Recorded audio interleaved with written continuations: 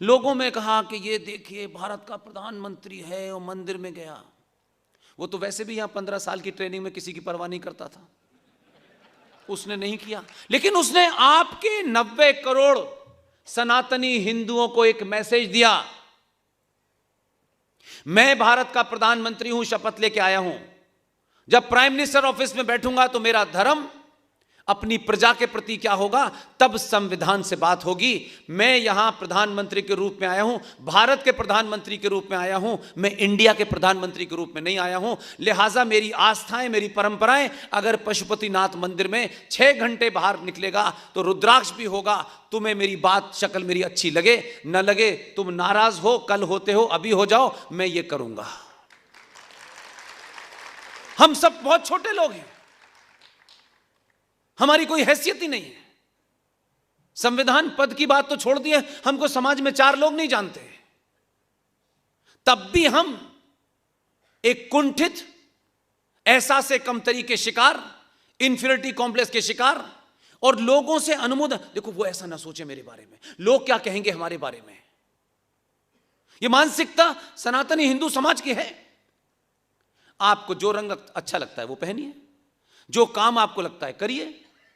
आप अपना काम किसी के अधिकार क्षेत्र में घुस के तो नहीं कर रहे।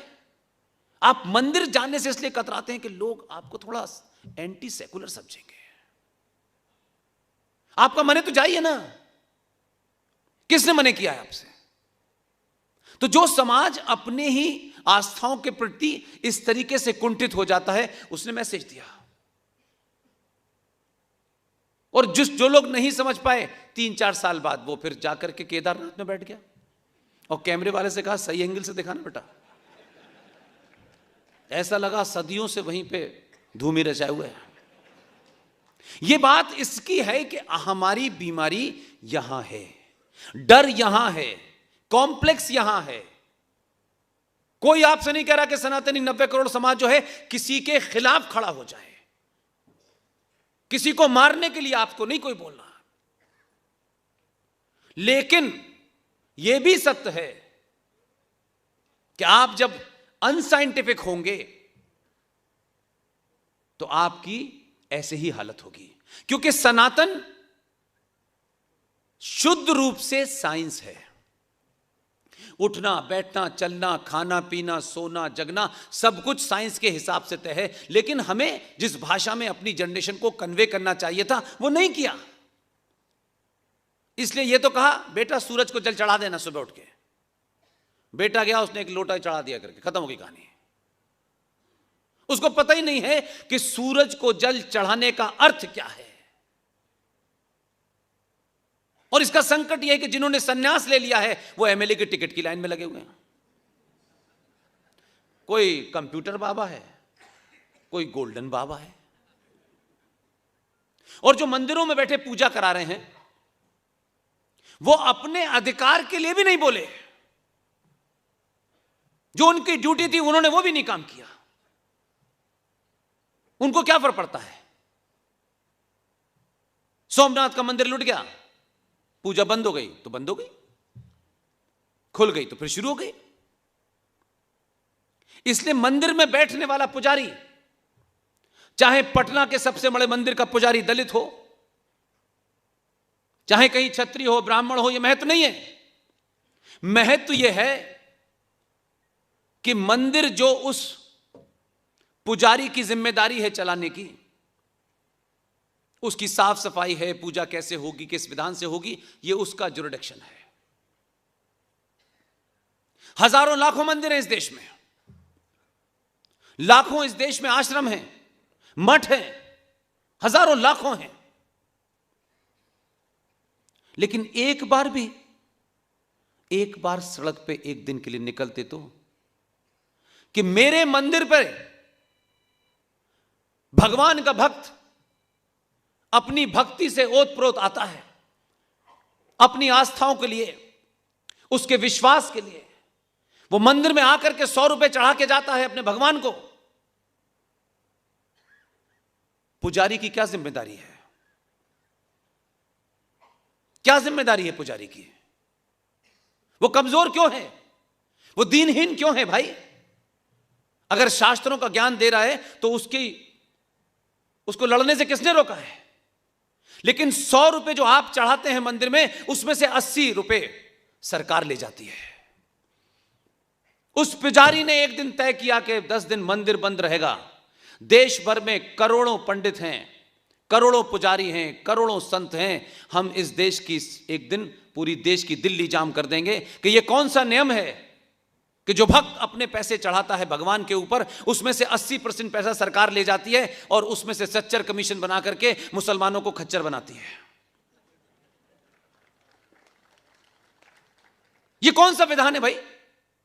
आप कहते हैं संविधान में सब बराबर है, तो अगर संविधान में सब बराबर का आर्टिकल 14 दिया हुआ है, 14, अगर वो आर्टिकल है और सब बराबर हैं, तो फिर हमारे साथ ये डिस्क्रिमिनेशन कैसे हो रहा है? आप मजारों से तो नहीं लेते, गुरुद्वारों से तो नहीं लेते, चर्चों से तो नहीं लेते,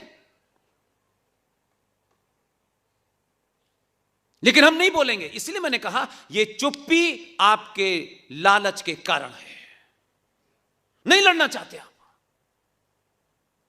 वैसे जो अपने भाई से 2 गज जमीन के लिए, 5 गज जमीन के लिए सदियों मुकदमा चलता रहेगा, 5-5 सगे भाइयों में कत्ल हो जाता है, इसलिए कि लार्जर पिक्चर हम देखना नहीं चाहते। हमारे यहां इतने लोग भूखे हैं, इतने लोग बेरोजगार हैं। देश भर के बड़े मंदिरों की कमाई अरबों में है, अरबों में है। उस कमाई का भी अगर हमने मान लें कॉर्पस फंड बनाया होता, तो हिंदू समाज का एक बच्चा भी भीख मांगता नजर नहीं आता। हजारों करोड़ों प्रतिभावान बच्चे जो बहुत कुछ कर सकते थे, आर्थिक तंगी के कारण नहीं कुछ कर पा रहे। हम दूसरे के बनाए नैरेटिव, दूसरे के बनाए नारों में फंसे हुए हैं। हम अपनी समस्या को सॉल्व करने के लिए वो काम नहीं करना चाहते जिसमें हमें अपना थोड़ा पुरुषार्थ दिखाना होगा। हम चाहते हैं ये पड़ोसी करे काम, इसलिए भिखारियों की तरीके से सरकार ने देखी हमसे, ये कहते हैं और अपने आप को ये संतुष्ट कर लेते हैं कि हमने कह दिया, हमारी जिम्मेदारी पूरी हो गई।